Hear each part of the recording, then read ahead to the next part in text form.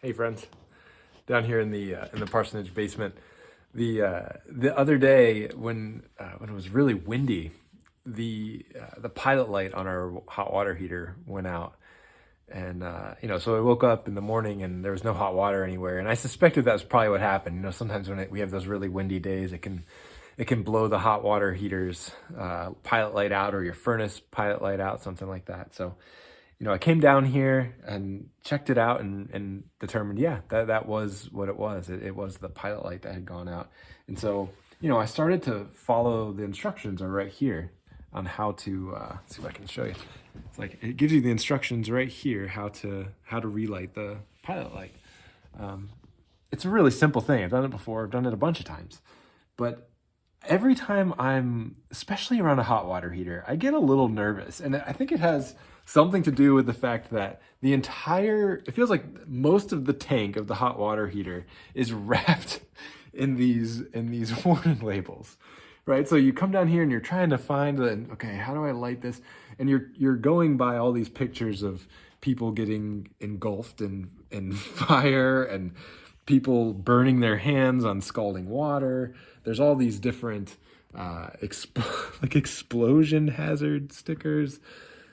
It's even the knobs, right? So here's the knobs you have to use. Even the knobs say, warning, read all instructions before lighting. Caution. It's everywhere. It's really overwhelming, really intimidating. Even though it's, like I said, it's something that I've done quite a bit. It's always a little bit intimidating. And as I'm preparing for Sunday, this it reminded me of our scripture, where we're going to be in Paul's first letter to the Corinthians, 1 Corinthians chapter 10, verses 1 through 13. And in most of our Bibles, most translations of the Bibles have this section of scripture titled something along the lines of warnings from Israel's history. And it's titled that because in this section of the letter, Paul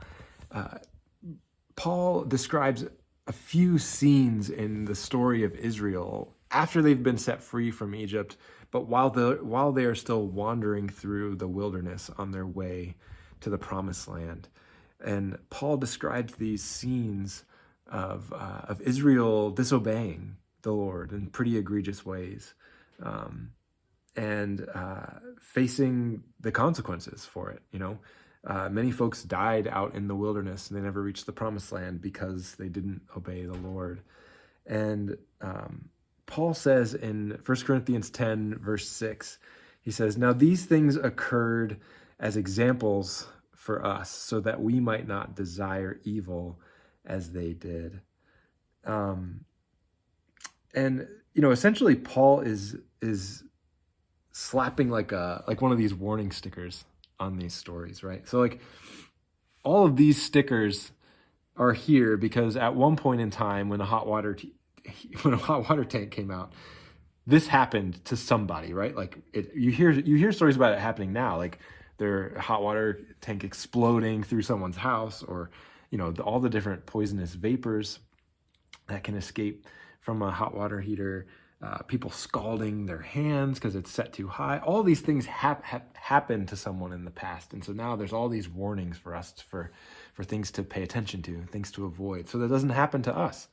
And Paul is treating these old stories from many of them from Exodus and from Numbers in the same way. He's saying, look, we should learn from this and not repeat these things. And many of those things were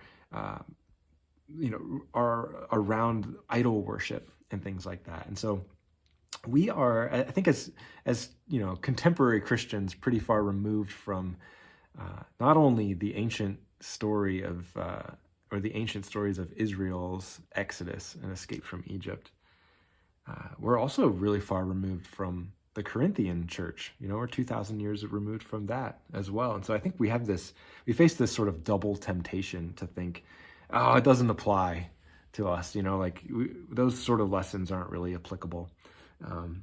And nothing could be further from the truth. So we're gonna talk more about that this coming Sunday. just how do we heed Paul's warning? How do we heed that ancient warning from the ancient Israelites? And then thinking through those things, thinking about how Paul applied it to the Corinthian church and how we might apply it here in Fillmore in 2025. So I look forward to doing that. In the meantime, I hope that you're finding time to you're carving out time to read Scripture every day, and to carve out some extra time to spend in prayer each day. And then if you are joining in the weekly fasting, I hope that that's going well. I hope that it's maybe slowly but surely drawing you a little bit closer to the Lord, which is what this is about. Being repentant and drawing closer to the Lord. That's what the season of Lent is all about. So I look forward to digging into this a little bit more with you all on Sunday, and look forward to seeing many of your faces then. All right. Take care, friends.